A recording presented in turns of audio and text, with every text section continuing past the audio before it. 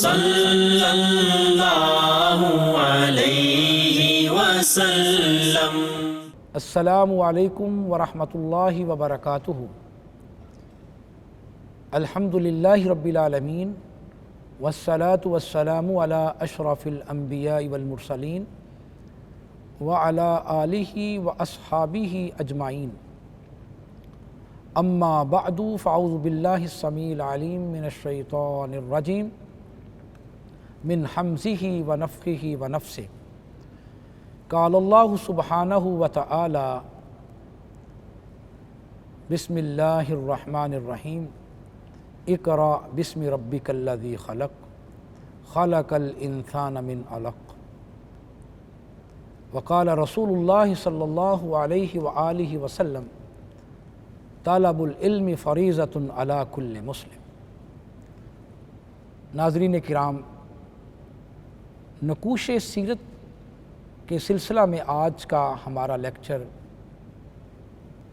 رسول گرامی قدر جناب محمد کریم رؤوف الرحیم صلی اللہ علیہ وآلہ وسلم کی تعلیمی منصوبہ بندی کے بارے میں ہے۔ اللہ ذوالجلال والاکرام نے بنی نوع انسان کے نام جو سب سے اہم بنیادی پیغام نازل کیا وہ اقرا کا ہے، پڑھنے کا ہے۔ آپ علیہ الصلاۃ والسلام پر جو اللہ کا سب سے پہلا پیغام نازل ہوا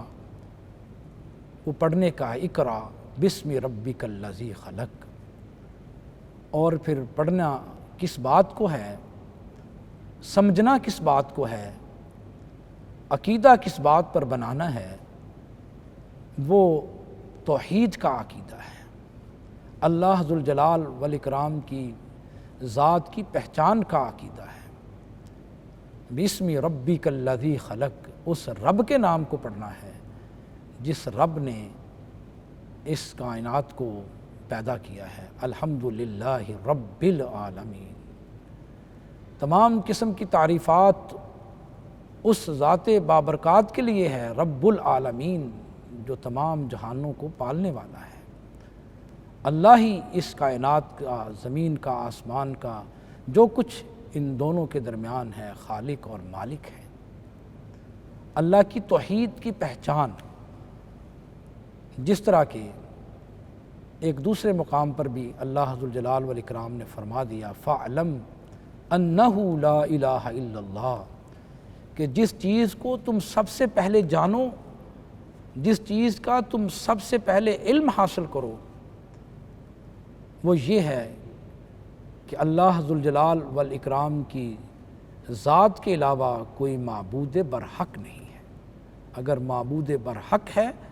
تو وہ اللہ سبحانہ وتعالی کی ذات ہے۔ تو پیارے پیغمبر جناب محمد الرسول اللہ صلی اللہ علیہ وآلہ وسلم کی جو تعلیمی منصوبہ بندی ہے، آپ کی جو دعوت کا بنیادی نقطہ ہے، وہ اسی توحید کے پیغام کو پھیلانے کا ہے، اور اسی میسج کو عام کیا ہے رسول اللہ صلی اللہ علیہ وآلہ وسلم نے، اور توحید کے عملی تقاضوں کو نافذ کیا ہے باقاعدہ طور پر۔ رسول اللہ صلی اللہ علیہ وآلہ وسلم کے اس بنیادی پیغام کی وجہ سے حضرت ابو بکر رضی اللہ تعالی عنہ مسلمان ہوئے، حضرت خدیجہ رضی اللہ تعالی عنہا مسلمان ہوئیں، عبد الرحمن ابن عوف رضی اللہ تعالیٰ عنہ، حضرت عثمان بن عفان رضی اللہ تعالیٰ عنہ، بچوں میں حضرت علی رضی اللہ تعالیٰ عنہ، اور اسی طرح آپ کی زوجہ محترمہ حضرت خدیجہ اور آپ کی بیٹیاں بھی ساتھ شامل تھیں جو اولین مسلمان ہونے والوں میں تھیں۔ انہوں نے عملی طور پر اس پیغام کو اپنایا اور پھر اس کے مطابق رسول اللہ صلی اللہ علیہ وآلہ وسلم کے دست و بازو بنے۔ آغاز ہی سے آپ نے مکی زندگی سے اس مشن کو عام کیا کہ تعلیم کو مضبوط کیا جائے۔ دیکھیں، قرآن مجید کا جب نزول ہوتا تو جتنے یہ اولین مسلمان تھے، ایمان لانے والے لوگ تھے، کیونکہ مکہ مکرمہ کا ایک سخت ماحول تھا، اس سخت ماحول کے اندر بھی آپ نے ارقم رضی اللہ تعالی عنہ کے گھر کو ایک تعلیم گاہ قرار دے دیا تھا، ایک جامعہ، ایک یونیورسٹی قرار دے دیا تھا، ایک اسکول قرار دے دیا تھا کہ جہاں وہ تمام افراد جو مسلمان ہو چکے تھے جمع ہوتے، رسول اللہ صلی اللہ علیہ وآلہ وسلم سے عملی تعلیم حاصل کرتے۔ تو گویا اسلامی تحریک کی کامیابی کی بنیاد، مسلم امہ کی کامیابی کی بنیاد وہ تعلیم اور تربیت ہے۔ جس قدر تعلیم و تربیت کا عمل مضبوط ہوگا، اسی قدر امت مسلمہ تعمیر اور ترقی کے زینے طے کرے گی۔ تو رسول اللہ صلی اللہ علیہ وآلہ وسلم نے تعلیم کے ذریعے مکہ مکرمہ کے اندر اپنی دعوت کا آغاز کیا، اور یہ جو افراد رسول اللہ صلی اللہ علیہ وآلہ وسلم سے تعلیم حاصل کرتے تھے، پھر وہ مختلف قبائل کے پاس جا کر، مختلف لوگوں کے پاس جا کر جو آسمان سے نازل شدہ پیغام ہوتا تھا، قرآن مجید کی آیات ہوتی تھیں، ان کو پہنچایا کرتے تھے۔ بہت ساری مثالیں کتب تواریخ میں بھی، کتب احادیث میں بھی موجود ہیں۔ حضرت ابوبکر رضی اللہ تعالیٰ عنہ باقاعدہ طور پر اس مشن کو اختیار کیے ہوئے تھے۔ تو رسول اللہ صلی اللہ علیہ وسلم نے مکی زندگی کے اندر بھی سب سے بنیادی چیز وہ تعلیم کو قرار دیا۔ پھر اس کے ساتھ دیکھتے ہیں کہ آپ صلی اللہ علیہ وآلہ وسلم نے ہجرت حبشہ کو دیکھ لیں اور دیگر جو بھی واقعات رونما ہوئے، ان تمام واقعات میں اور جو اہل علم و فن تھے ان کو آپ صلی اللہ علیہ وآلہ وسلم نے سربراہی سونپی تھی۔ حضرت جعفر طیار رضی اللہ تعالی عنہ نے اصحمہ نجاشی کے سامنے جو تقریر کی تھی، وہ تقریر یہ بات ثابت کرتی ہے، وہ خطبہ یہ بات ثابت کرتا ہے کہ رسول اللہ صلی اللہ علیہ وآلہ وسلم نے ان افراد کی بہت خوبصورت انداز کے اندر تعلیم اور تربیت کی تھی۔ کس طرح انہوں نے رسول اللہ صلی اللہ علیہ وآلہ وسلم کی سیرت کو بیان کیا ہے، آپ کے منہج اور اسلوب کو بیان کیا ہے۔ صحیح بخاری کی جو سب سے پہلی کتاب ہے کتاب الوحی، اس کا آپ مطالعہ کریں اور حضرت جعفر طیار رضی اللہ تعالیٰ عنہ کی وہ تقریر کو سامنے رکھیں جو انہوں نے اصحمہ نجاشی کے سامنے پیش کی۔ کیا خوبصورت تعلیم اور تربیت کا انداز ہے، پریزنٹیشن کیسی ہے۔ اس کے بعد رسول اللہ صلی اللہ علیہ وآلہ وسلم ہمیشہ ان افراد کو ترجیح دیا کرتے تھے جو تعلیم اور تربیت کے اندر مہارت رکھتے تھے، اور کیا ہی خوبصورت بات ہے، کیا ہی خوبصورت آپ کا عملی سٹیپ ہے کہ مصعب ابن عمیر رضی اللہ تعالی عنہ آپ پر ایمان لائے، نوجوان تھا، آپ سے اس نے تعلیم حاصل کی، پڑھا لکھا تھا۔ آپ صلی اللہ علیہ وآلہ وسلم نے ہجرت مدینہ سے قبل ہی مصعب ابن عمیر رضی اللہ تعالیٰ عنہ کو باقاعدہ طور پر اپوائنٹ کر کے، تقرر کر کے مدینہ منورہ کی ریاست کے اندر بھیج دیا تھا، اور آپ کی وہاں ہجرت کرنے سے پہلے ہی مصعب ابن عمیر نے اس قدر دعوت دین کا کام کیا کہ مدینہ منورہ کے اندر کوئی گھر ایسا نہیں تھا جہاں پیغام رسول صلی اللہ علیہ وآلہ وسلم نہ پہنچ چکا ہو۔ تو یہ سارا عمل، اس کے پیچھے جو کام تھا، جو تحریک تھی، وہ تعلیم اور تربیت کی تحریک تھی۔ اور پھر مدینہ منورہ کے اندر رسول اللہ صلی اللہ علیہ وآلہ وسلم نے باقاعدہ اور عملی طور پر تعلیم کے ہی اسی کلچر کو پروان چڑھایا تھا۔ نہ صرف آپ نے اس اہم مشن کے لیے میل صحابہ اکرام کو تیار کیا، بلکہ اس کے ساتھ ساتھ جو خواتین صحابیات تھیں ان کو بھی اس مشن کے لیے تیار کیا۔ خصوصاً حضرت شفا بنت عبداللہ رضی اللہ تعالی عنہ کے بارے میں آتا ہے کہ وہ آپ صلی اللہ علیہ وآلہ وسلم کی جتنے احادیث تھے، فرامین تھے، ان کو یاد کرتی تھیں، ان کو ضبط کرتی تھیں، پھر اس پیغام اور میسج کو لے کر اپنی ریاست کے اندر جو دیگر خواتین تھیں ان کے پاس جایا کرتی تھی۔ ورقہ رضی اللہ تعالی عنہ کو باقاعدہ طور پر اس کے لیے تیار کیا گیا۔ حضرت عائشہ رضی اللہ تعالی عنہ باضابطہ طور پر رسول اللہ صلی اللہ علیہ وآلہ وسلم سے علم سیکھتی تھی اور خواتین کے اندر دعوت دین کا کام کرتی تھی۔ تو سیرت رسول صلی اللہ علیہ وآلہ وسلم کا یہ جو تعلیمی پہلو ہے یہ بہت اہم ہے۔ پھر دیکھیں نوزائیدہ ریاست کے اندر جہاں بہت سارے چیلنجز تھے، مسائل تھے، اس میں سے ایک بڑا اہم چیلنج معاشیات کا تھا کہ جنگ بدر کے موقع پر جب 70 لوگ قتل کر دیے گئے کفار کے اور 70 کو قیدی بنا لیا گیا، تو ضرورت اس بات کی تھی کہ ان سے فدیہ لیا جاتا، ان سے مال لیا جاتا تاکہ ریاست کو معاشی طور پر مستحکم کیا جاتا۔ لیکن آپ صلی اللہ علیہ وآلہ وسلم نے معاشی استحکام کی بجائے جو تعلیمی استحکام ہے اس کو ترجیح دی، اور آپ نے یہ حکم صادر کیا مشاورت کے ذریعے کہ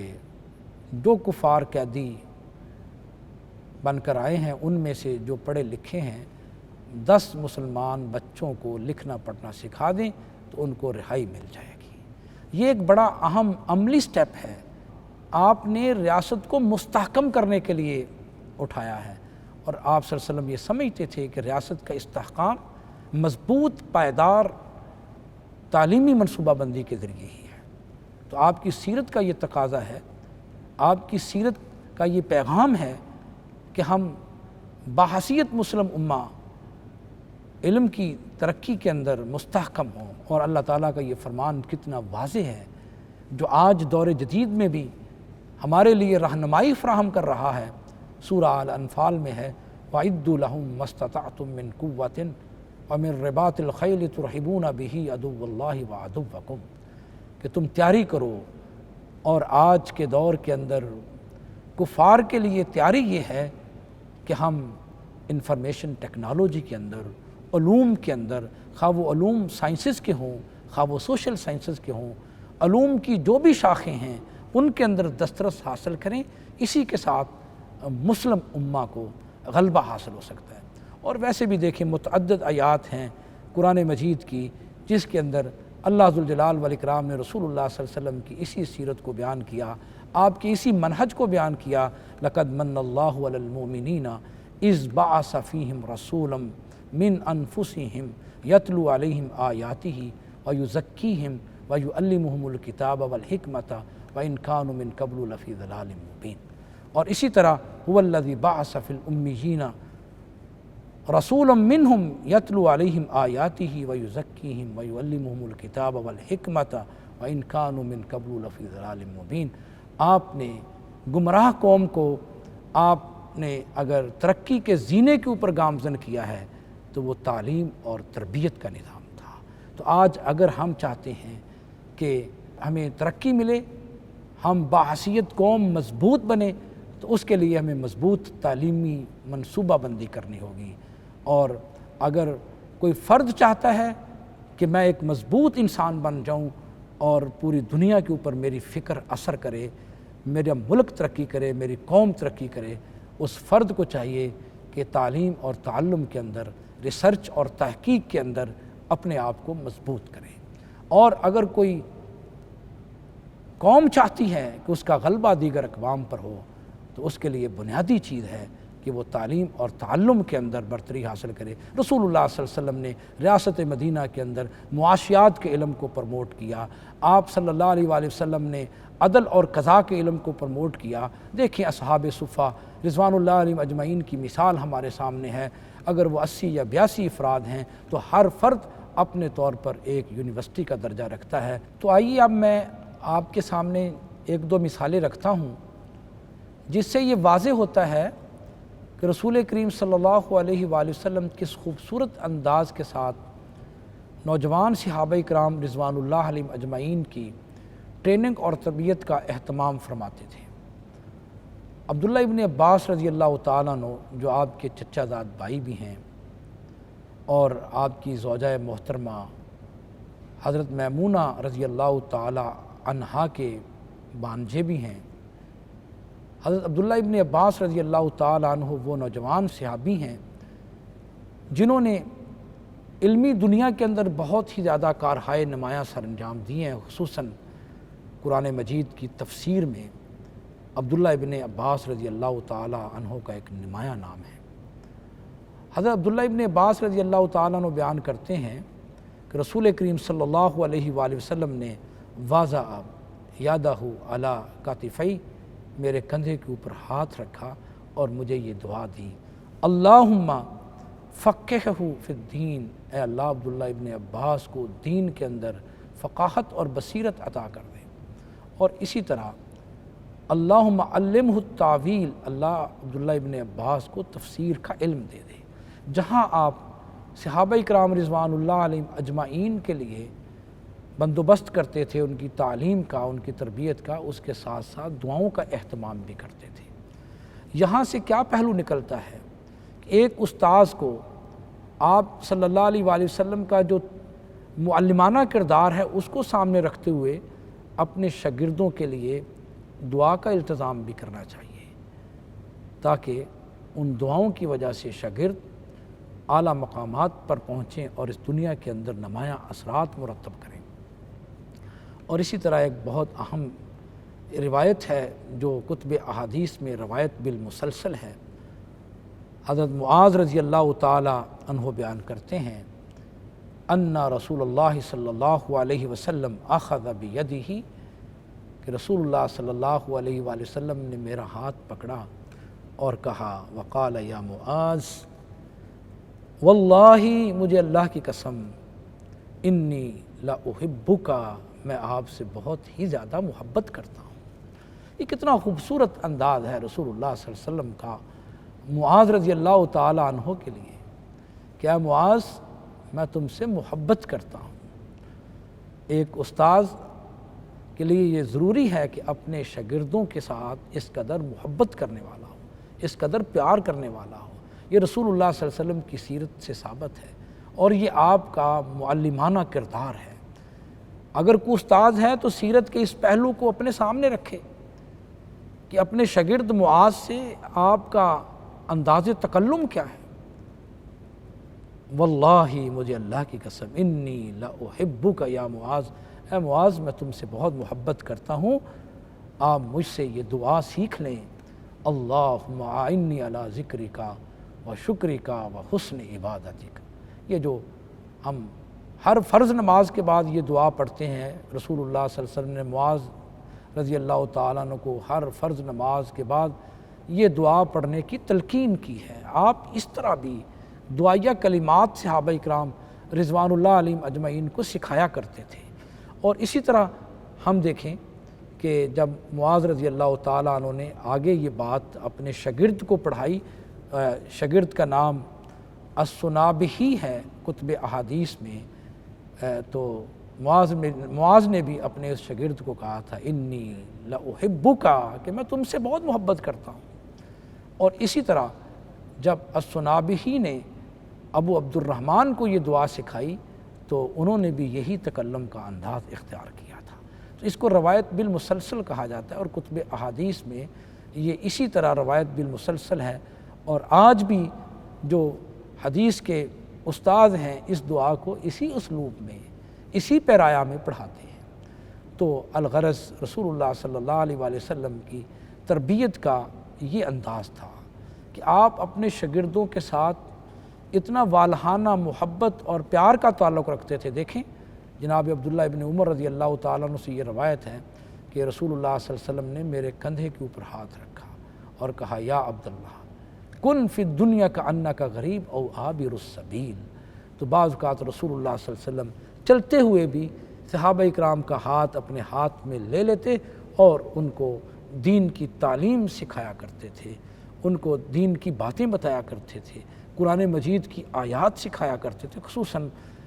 حضرت حسن و حسین رضی اللہ تعالی عنہما کے بارے میں آتا ہے کہ جو رسول اللہ صلی اللہ علیہ وسلم نے جو انہیں دعائیں سکھائیں تو اسی اسلوب میں دعائیں سکھائی ہیں۔ تو یہ رسول اللہ صلی اللہ علیہ وآلہ وسلم کا انداز تکلم تھا، آپ کا طریقہ تعلیم تھا۔ تو رسول اللہ صلی اللہ علیہ وآلہ وسلم سے جب ان لوگوں نے علم دین حاصل کیا تو پھر اس علم دین کو لے کر وہ دنیا کے اطراف میں پھیل گئے اور رسول اللہ صلی اللہ علیہ وآلہ وسلم کی احادیث کا اور قرآن مجید کا علم آگے پروموٹ کیا گیا۔ دیکھیں آج ہمارے پاس جو تدوین حدیث ہے، حضرت ابو ہریرہ رضی اللہ تعالی عنہ سے جو صحیفہ حمام بن منبہ ہے وہ حضرت ابو ہریرہ رضی اللہ تعالیٰ عنہ نے جو رسول اللہ صلی اللہ علیہ وسلم سے 139 احادیث لکھی تھی انہوں نے اپنے شاگرد حضرت حمام بن منبہ یمنی کو سکھائیں، پھر انہوں نے آگے اس کو پروموٹ کیا، اور آج مسند امام احمد بن حنبل میں وہ پورے کا پورا صحیفہ بعینی ہی اسی طرح موجود ہے جس طرح حضرت ابو ہریرہ رضی اللہ تعالیٰ عنہ نے اپنے شاگرد کو لکھایا تھا۔ نامور سیرت نگار ڈاکٹر محمد حمید اللہ نے اس کو باقاعدہ طور پر ایڈٹ کر دیا برلن سے تلاش کر کے، صحیفہ حمام بن منبہ کے عنوان سے۔ دیکھیں یہ علمی روایت ہے جو رسول اللہ صلی اللہ علیہ وآلہ وسلم نے پروموٹ کی۔ تو الغرض رسول اللہ صلی اللہ علیہ وآلہ وسلم کی تعلیمی منصوبہ بندی اتنی مضبوط تھی کہ اس تعلیمی منصوبہ بندی نے پھر پوری دنیا کے اوپر اثرات مرتب کیے۔ چند سالوں کے اندر جناب حضرت عمر رضی اللہ تعالی عنہ کے دور خلافت تک 22 لاکھ مربع میل تک چاروں اطراف میں اسلامی سلطنت پہنچ چکی تھی، اور وہاں پر دین اسلام کی نشر و اشاعت کا بنیادی سبب ان نوجوان صحابہ کرام رضوان اللہ علیہم اجمعین کا، جناب معاذ ابن جبل کا، مصعب ابن عمیر رضی اللہ تعالیٰ عنہ کا جو ابتدائی دور ہے مدینہ منورہ میں اشاعت اسلام کا، اور پھر اس کے بعد عبداللہ ابن عباس کا، عبداللہ ابن عمر رضی اللہ تعالیٰ عنہما کا، کہ انہوں نے کس خوبصورت انداز میں رسول اللہ صلی اللہ علیہ وسلم کے ان فرامین کو، اور جو علم کی نشر و اشاعت کے اندر مختصر عرصے کے اندر آپ نے جناب ابو ہریرہ رضی اللہ تعالیٰ عنہ کی تربیت کی کہ 5374 روایات انہوں نے رسول اللہ صلی اللہ علیہ وسلم سے روایت کی، جو آج کتب احادیث کا، ذخیرہ احادیث کا باقاعدہ طور پر حصہ ہے۔ یہ ایک عملی کنٹریبیوشن ہے، حضرت عائشہ رضی اللہ تعالی عنہا کا عملی کنٹریبیوشن ہے کہ آپ نے جو ان کی ٹریننگ کی تھی، تربیت کی تھی، اس کی بدولت ایک مضبوط علمی روایت آگے پروان چڑھی۔ تو متعدد احادیث میں رسول اللہ صلی اللہ علیہ وآلہ وسلم نے علم کے حصول کے لیے تگ و دو کرنا، محنت کرنا، اس کے فضائل بیان کیے ہیں۔ تو سیرت کا، نقوش سیرت کا یہ ایک اہم پیغام ہے کہ ہم رسول اللہ صلی اللہ علیہ وآلہ وسلم کی اس اہم مشن کو اختیار کریں، اور آج مسلم امہ اپنی تعلیمی منصوبہ بندی اس طرح کرے، اس طرح مضبوط کرے کہ دیگر اقوام کے اوپر ہم غلبہ حاصل کر سکیں۔ غلبہ اسلام مضبوط تعلیمی علمی منصوبہ بندی کے بغیر ناممکن ہے۔ تو ملک پاکستان کے اندر اگر ہم دین اسلام کا بول بالا چاہتے ہیں، اگر ہم اپنی قوم کی تعمیر اور ترقی چاہتے ہیں، تو رسول اللہ صلی اللہ علیہ وآلہ وسلم کی اسی عملی منصوبہ بندی کو اختیار کرنا ہے کہ رسول اللہ صلی اللہ علیہ وسلم نے فرما دیا طالب العلم فریضۃ علی کل مسلم، کہ علم کا حاصل کرنا ہر مسلمان کے اوپر فرض قرار دیا گیا ہے، خواہ وہ مسلمان مرد ہو یا عورت، دونوں کے لیے لازمی مواقع رسول اللہ صلی اللہ علیہ وسلم نے پیدا فرمائے۔ جب تک ان دونوں کے لیے لازمی مواقع فراہم نہیں کیے جائیں گے اتنی دیر تک ہم دنیا کے اندر ترقی نہیں کر سکتے۔ صحابیات بیان کرتی ہیں اذا انزل القرآن قرأہ علی الرجال ثم علی النساء، یہ سیرت ابن اسحاق کے اندر روایت ہے کہ جب قرآن مجید نازل ہوتا رسول اللہ صلی اللہ علیہ وسلم جہاں اس کو مردوں کے لیے پڑھتے اس کے ساتھ ساتھ خواتین کے لیے بھی آپ پڑھا کرتے تھے، جہاں مردوں کی تعلیم کا انتظام اس کے ساتھ ساتھ خواتین کی تعلیم کا انتظام۔ تو یہ دونوں ہی ایسے ذرائع ہیں جن کے ذریعے تعمیر اور ترقی ممکن ہے۔ اللہ تعالیٰ سے دعا ہے اللہ تعالیٰ ہمیں سیرت نبویہ صلی اللہ علیہ وآلہ وسلم کے نقوش پر عمل کرنے کی توفیق عطا فرمائے۔ وآخر دعوانا ان الحمد للہ رب العالمین۔ وہم کی ہر زنجیر کو توڑا، رشتہ ایک اللہ سے جوڑا، محسن اعظم ہادی عالم صلی اللہ علیہ وسلم، صلی اللہ علیہ وسلم۔